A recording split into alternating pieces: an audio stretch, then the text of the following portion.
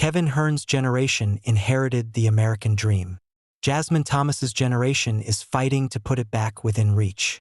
Younger Oklahomans finally have a candidate who understands their struggles in the present tense.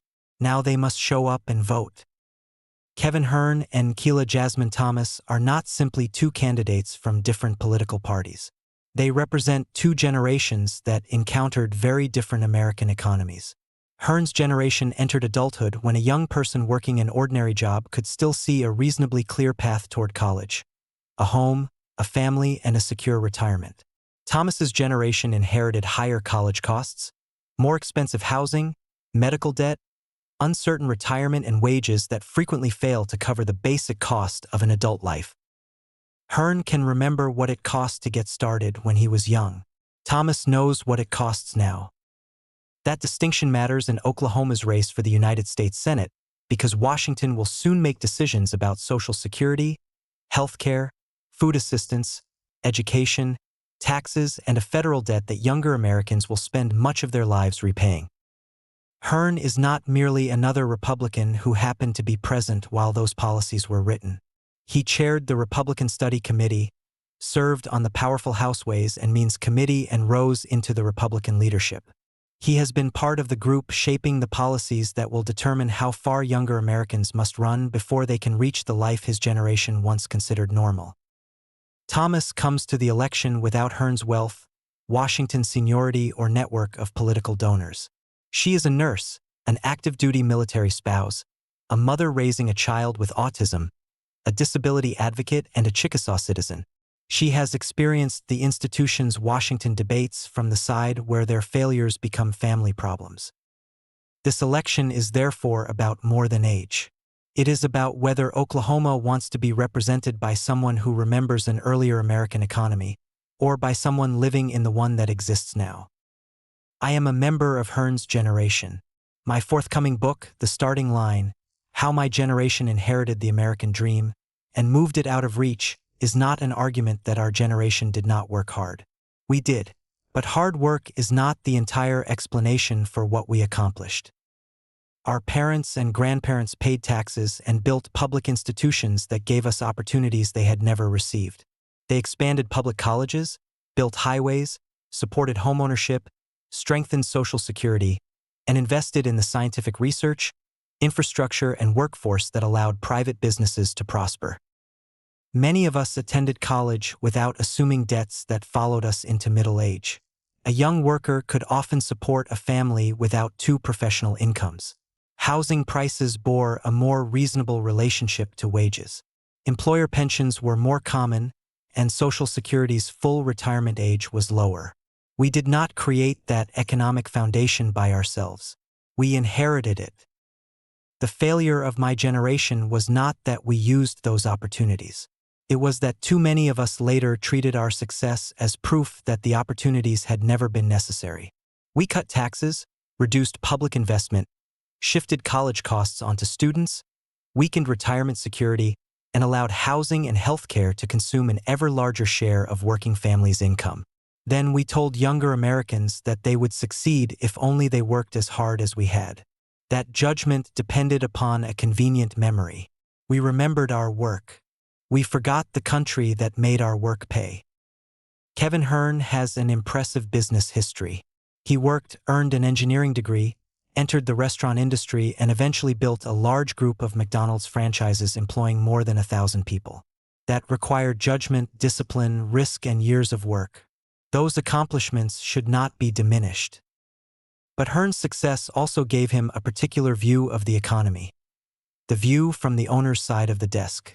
He understands financing, payroll, taxes, regulation, investment, and the pressures involved in keeping a business profitable. Those are valuable experiences in Congress. They are not the only experiences an Oklahoma senator needs. The employee behind the counter sees a different economy. So does the mother trying to find childcare, the nurse covering too many patients, the rural family driving hours to reach a specialist, and the worker paying into Social Security while being told that full retirement may eventually be moved 2 more years away. Hern's business record tells us what he built when America gave his generation an attainable path forward. His congressional record tells us what he did after he gained the power to protect that path for the people coming behind him. Thomas does not have Hern's conventional qualifications. She has never served in Congress, chaired a national policy committee, or managed a large business organization. That lack of government experience will be one of Hern's strongest arguments against her. Thomas's answer is that experience is not limited to holding office or signing the front of a paycheck. She has worked as a nurse and community health worker. She is an active-duty military spouse. She has navigated special education, insurance, and therapy services for a son with autism. She has advocated for disability rights, veterans, military families, and healthcare workers. Those experiences do not automatically make every one of her policy positions correct. They do give her direct knowledge of how government decisions reach an ordinary household. Thomas explained the distinction in a KOSU interview. "I believe that you don't necessarily have to have political experience. You have to have that lived experience, or else you won't know how to serve your community at the end of the day."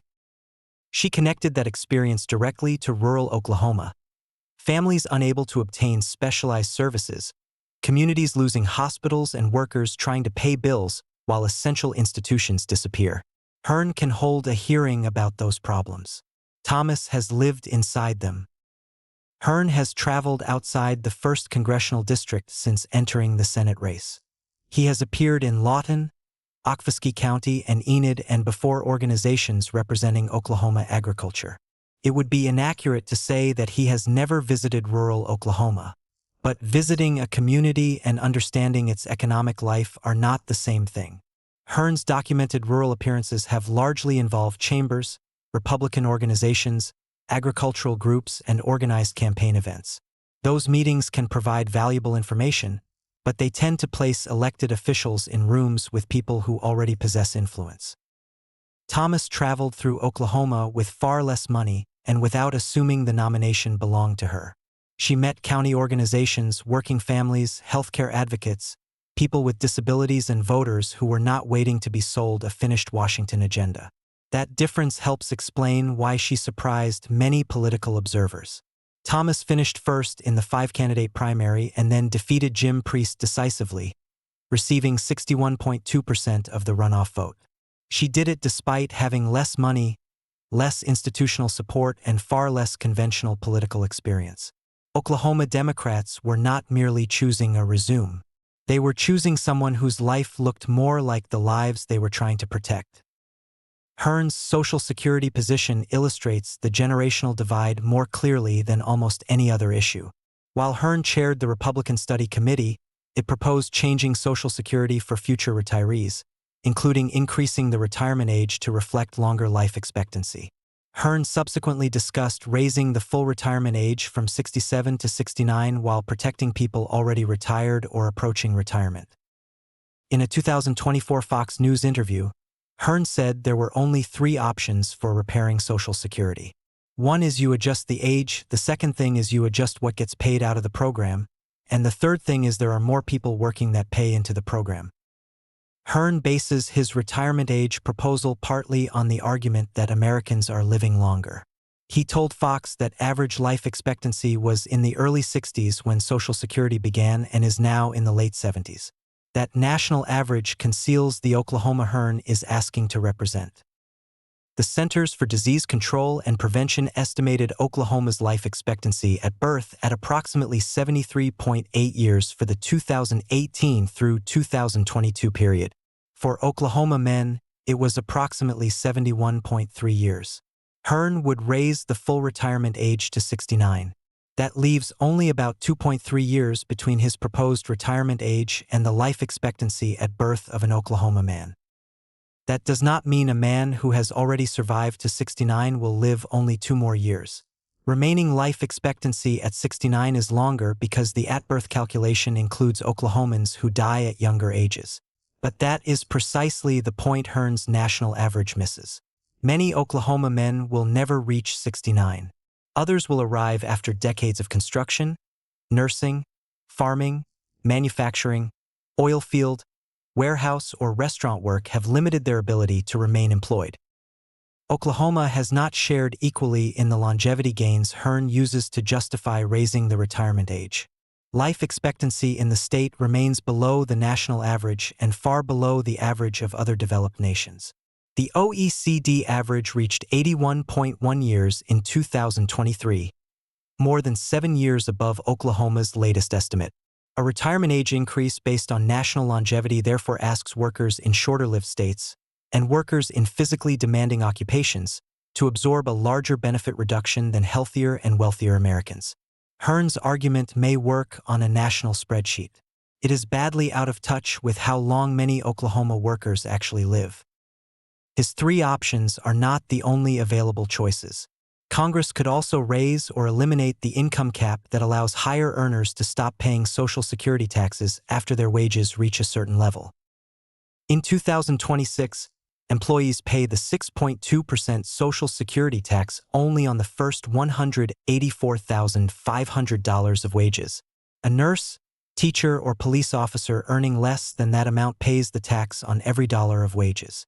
Someone earning $1 million pays the same 6.2% rate on the first $184,500, and nothing on the remaining $815,500.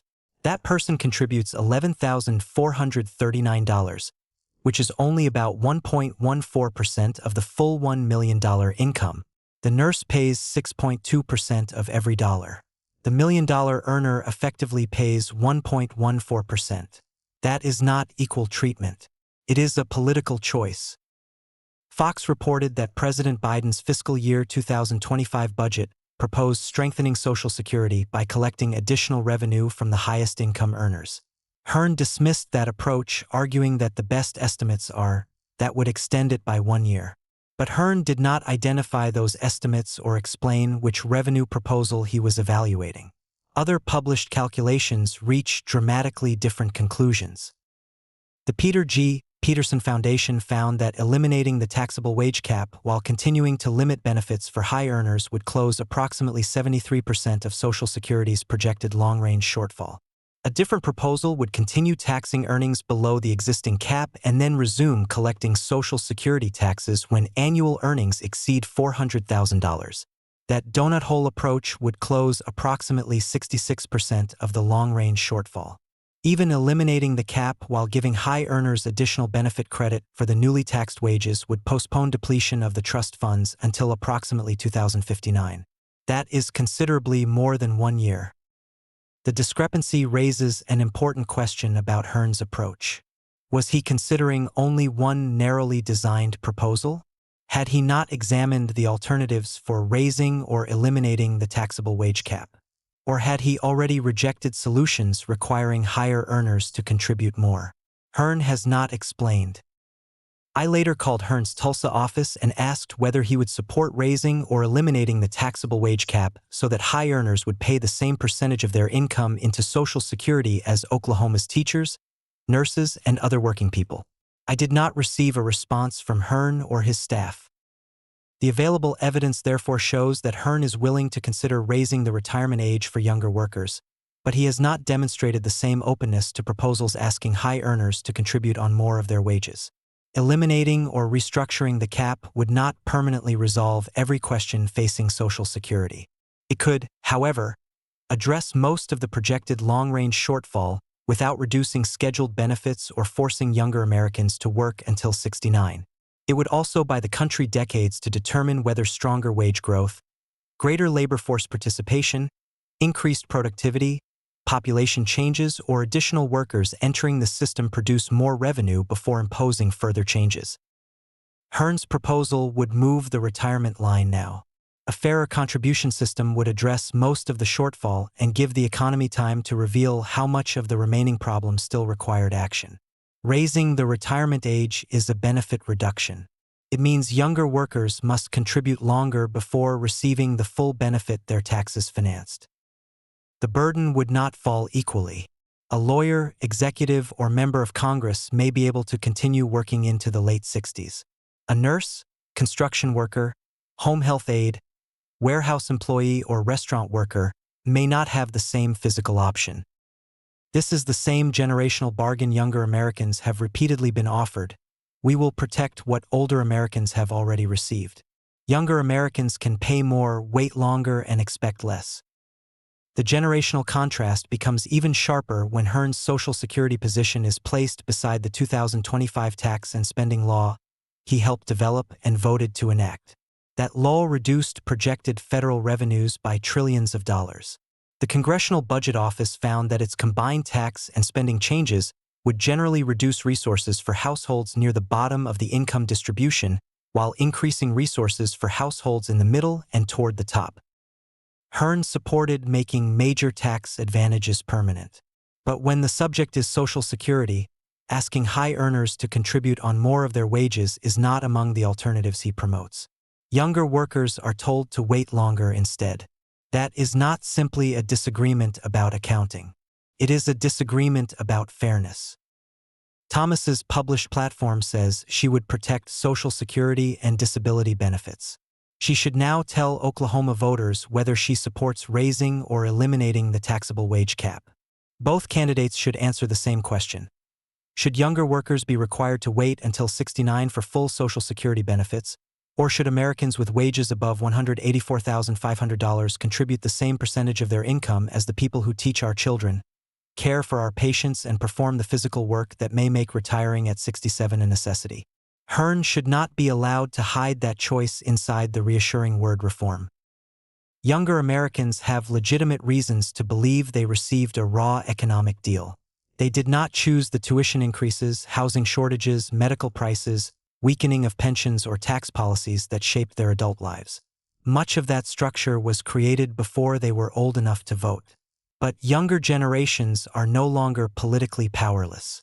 Millennials now outnumber baby boomers nationally. Generation Z is entering the electorate behind them. Together, younger voters have the numerical strength to change elections and determine which policies survive. What younger voters have not consistently demonstrated is the turnout needed to exercise that power. Baby boomers did not dominate American politics merely because there were many of us. We registered, we organized, we donated, we attended meetings. Most importantly, we voted. Younger Oklahomans can continue describing the raw deal they inherited. They can post about unaffordable housing, student debt, medical bills, and jobs that do not provide a future. Or they can vote against the people who wrote and defended those rules. For once, younger Oklahomans do not have to rely upon an older politician's memory of what starting adult life used to require. They have a candidate from their own generation whose experience was formed by the economy they are living in now. Jasmine Thomas's nomination creates an opportunity. Whether it becomes political power is up to them.